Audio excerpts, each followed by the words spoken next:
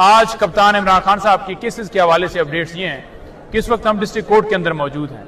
यहाँ पर इमरान खान साहब और साबका खातून अव्वल बुशरा बीबी साहबा के केसेस की समाअत थी, जिसमें मुअज़्ज़ज़ अदालत ने लास्ट हियरिंग के ऊपर ये कहा था कि कोर्ट का अमला जाकर जेल में खान साहब की हाजिरी और बनी गाला में बुशरा बीबी साहबा की हाजिरी जाकर लगवाएगा। लेकिन हुआ क्या?